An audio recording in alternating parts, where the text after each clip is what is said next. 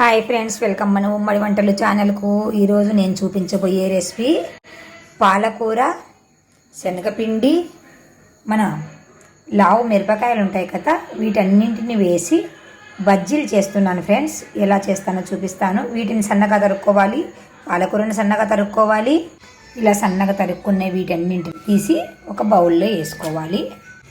ఆకుకూరలు తినమంటే పిల్లలు తినరు కదా ఫ్రెండ్స్, అందుకని మీరు ఇలాగా చేసి పెట్టండి పిల్లలకి. నేను ఎక్కువ ఆకుకూరలు, పండ్ల రకాలు ఎక్కువ వాడతాను ఫ్రెండ్స్.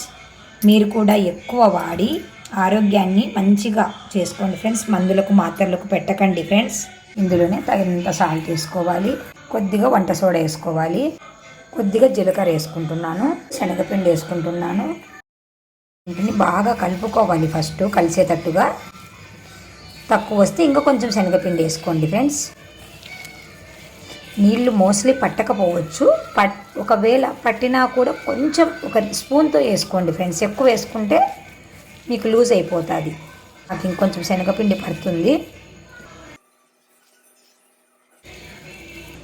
చూడండి, ఈ మోతాదుల పిండిని కలుపుకున్నామంటే సరిపోతుంది. స్టవ్ పైన బాండీ పెట్టుకొని ఆయిల్ వేసి పెట్టుకున్నాను. ఆయిల్ వేడెక్కుతుంది. ఆయిల్ వేడెక్కాక ఈ పిండిని తీసుకొని చిన్న చిన్నగా బజ్జీల్లాగా వేసుకోవాలి. చాలా టేస్టీగా ఉంటాయి ఫ్రెండ్స్, చాలా బాగుంటాయి. తప్పకుండా ట్రై చేస్తూ ఉండండి ఫ్రెండ్స్. మీరు కూడా అన్ని చిన్న చిన్న ఐటమ్స్తోనే చేస్తాను ఫ్రెండ్స్. నేను వేసాక వెంటనే కలపకండి, ఒక 2 minutes ఆగి కలపండి. చూడండి ఫ్రెండ్స్, ఈ మోతాదుకు వచ్చేంత వరకు మనం కాల్చుకోవాలి. ఇప్పుడు దీన్ని తీసి సర్వ్ చేసుకోవడమే ఫ్రెండ్స్. చాలా టేస్టీగా ఉంటాయి. మీరు తప్పకుండా ట్రై చేస్తూ ఉండండి ఫ్రెండ్స్. వీలైనంత వరకు బయట ఆయిల్ ఫుడ్స్ తినకండి ఫ్రెండ్స్. అది ఆయిల్ అంతా మరిగి మరిగి మరిగి విషపూరితమై ఉంటుంది ఫ్రెండ్స్.